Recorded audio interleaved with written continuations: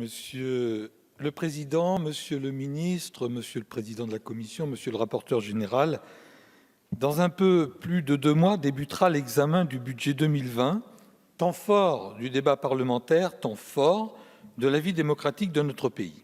Temps fort car c'est là que nous déciderons collectivement comment répondre aux besoins de nos concitoyens, comment dédier des moyens aux politiques publiques, mais aussi comment les financer, à travers quel impôt et quelle répartition de l'effort. Quelles sont nos priorités publiques? Permettre à tous nos concitoyens de vivre dignement, vivre de son salaire, de son traitement, de sa retraite, offrir autant de dignité à celles et ceux qui n'ont pas d'emploi ou ont eu un accident de vie, protéger la santé de tous les Français. C'est faire en sorte que de la valeur économique, sociale, humaine soit créée et qu'elle soit justement répartie. C'est agir pour que de nouveaux droits soient promus, des droits sociaux et des droits démocratiques. C'est faire en sorte que, quel que soit l'endroit où il réside, qu'il soit rural, urbain ou périurbain, un citoyen ait les mêmes droits. C'est aussi donner à l'impôt sa juste place dans notre pays. Un ancien proche de Roosevelt indiquait que l'impôt était le prix à payer pour vivre dans une société civilisée. 85 ans plus tard, ces mots sont toujours d'actualité. Nos priorités publiques, c'est enfin et surtout être conscient de l'état du monde dans lequel nous vivons aujourd'hui. Des inégalités qui atteignent des niveaux insupportables, des échanges commerciaux et financiers toujours plus rapides dans une planète en surchauffe. Chers collègues, les voyants sont au rouge. Alerte rouge sur la biodiversité, alerte rouge sur les émissions de gaz à effet de serre. Les événements climatiques, autrefois exception, sont désormais la norme. L'épisode de sécheresse qui traverse bon nombre de nos territoires, comme dans l'Allier, une fois de plus cette année, montre bien l'étendue des dangers qui nous font face. Tels sont les caps, les directions que nous, parlementaires communistes, poursuivons. Et le budget est donc fondamental, puisque c'est là que nous formulons nos propositions pour répondre à ces besoins. C'est d'ailleurs là que vous mettez très largement en œuvre vos orientations au service d'un projet de société assurément libéral, ancré dans la compétition internationale, du tous contre tous, saupoudré d'une politique d'assistanat des plus riches et un appui assez inconditionnel et tout aussi irrationnel au secteur marchand et aux grands groupes. C'est la politique de l'offre que Bruno Le Maire a réaffirmée tout à l'heure. Monsieur le ministre, mes chers collègues, ce débat d'orientation des finances publiques semble tourner à l'exercice d'autosatisfecit. Vous semblez vous gargariser de voir s'améliorer les indicateurs économiques de notre pays, mais à quel prix pour nos concitoyens? Vous vous félicitez de maîtriser la dépense publique, qu'il faille utiliser convenablement les deniers publics issus de l'impôt prélevé est selon nous un impératif démocratique dont malheureusement, d'ailleurs, certains s'exonèrent. Mais pour vous, la dépense publique est a priori suspecte et maîtriser la dépense publique signifie l'étrangler, serrer le kiki de toute politique publique ambitieuse et volontariste, quitte à opérer des coupes budgétaires parfois très brutales. Ainsi, le déficit public passe de 2,8 à 2,5, mais à quel prix pour nos territoires? À quel prix pour celles et ceux qui sont à 5 € près chaque mois et qui auront vu leur APL diminuer et qui pourraient subir très prochainement une nouvelle baisse? À quel prix pour toutes ces associations au demeurant fragiles qui auront vu leur contrat aidé supprimé? À quel prix pour tous ces agents de la fonction publique qui voient une nouvelle fois leur niveau de vie s'étioler avec le gel du point d'indice?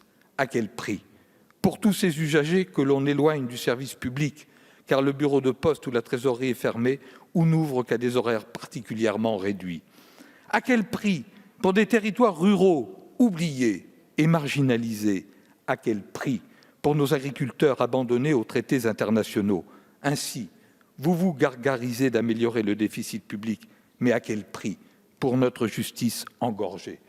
Vous êtes satisfait de voir l'enveloppe des dépenses d'assurance maladie respectée pour la 9e année consécutive, mais à quel prix pour la santé de nos concitoyens? À quel prix pour l'accueil d'urgence de nos hôpitaux? Je pense ici à ces 154 services d'urgence mobilisés partout dans notre pays. Vous vous félicitez également de baisser le niveau des prélèvements obligatoires. Mais pour qui et pour quoi faire? En 2018, vos choix ont conduit à une baisse d'impôts de 11 milliards d'euros pour les plus aisés et pour le secteur marchand. Pour les plus modestes et les classes moyennes, la baisse de 3 milliards d'euros de taxes d'habitation fait pâle figure face aux hausses de TVA, plus 4,3 milliards, de taxes sur les carburants, plus 2,6 milliards, et de la CSG. Il aura fallu des semaines et des semaines de mobilisation pour que quelques correctifs soient apportés, notamment sur la CSG, mais au fond, sans véritable changement de paradigme.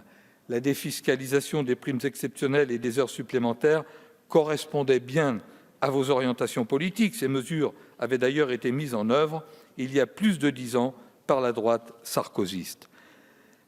Malgré des effets sur l'investissement et l'emploi encore non démontrés, car invisibles, la suppression de l'ISF et la mise en œuvre de la taxation à taux unique des revenus financiers, actée pour 2018, auront été maintenues pour 2019 et vous n'envisagez pas d'ajuster le tir en 2020.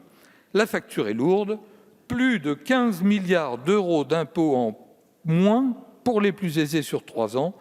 Il n'était franchement pas sur la paille, comme les chiffres récents de la revue Challenge viennent de le démontrer une fois encore. Le CICE constitue une gabegie tout aussi massive d'argent public. Alors qu'il n'a pas fait montre de son efficacité, l'avez-vous supprimé? Non. Pire, vous l'avez même doublé pour 2019, 40 milliards d'euros alloués sans contrepartie, sans condition, sans ciblage. Voilà donc un bref aperçu de la manière dont sont gérées les finances publiques dans notre pays. Elles sont privatisées, mises au service de ce projet libéral que j'évoquais plus tôt. Ces chiffres montrent bien que ce n'est pas la dépense publique qui est à l'origine de la dette publique. Ce sont ces cadeaux fiscaux massifs. Ils montrent également que notre pays a les moyens d'une autre politique. Le cadrage budgétaire pour 2020 et les mesures fiscales ne sont pas encore connus dans leur intégralité. Nous savons d'ores et déjà qu'une baisse de l'impôt sur le revenu de 5 milliards d'euros est prévue.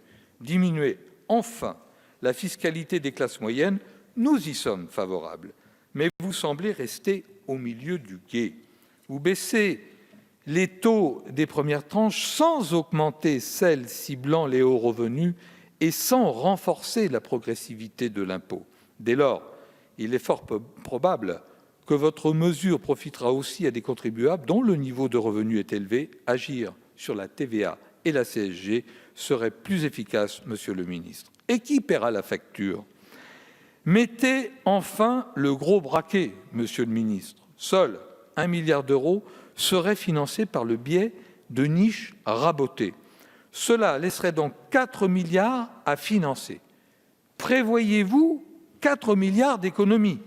Auquel cas, la moitié des Français qui ne paient pas l'impôt sur le revenu, très souvent des gens modestes, paiera la baisse d'impôt des classes moyennes. Un énième tour de passe-passe fiscal que nous n'accepterons pas.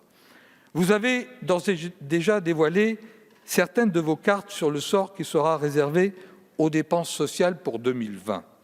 Après avoir désindexé les retraites et les allocations familiales en 2019, vous amplifiez votre entreprise de rabotage des prestations sociales au détriment des exigences de solidarité. Première cible, les chômeurs.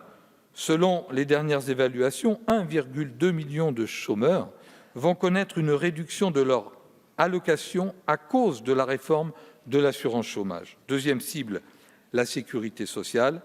Malgré un mouvement social inédit, le prochain budget de la sécurité sociale envisage 4 milliards d'euros d'économies sur l'assurance maladie et nos hôpitaux. Troisième cible, les retraites. Si nous savons que votre obsession est de vous attaquer aux droits des retraités, la question est désormais de savoir quand cela interviendra. Nous apprenons que la durée de cotisation pourrait être augmentée dès 2020. Pouvez-vous nous confirmer ces orientations, Monsieur le ministre? Le prochain budget devrait aussi également comporter d'importantes dispositions en matière de fiscalité locale. Nous y serons très attentifs afin de garantir l'autonomie des collectivités et que nos concitoyens n'y perdent pas. Une nouvelle fois, au change, je vous remercie.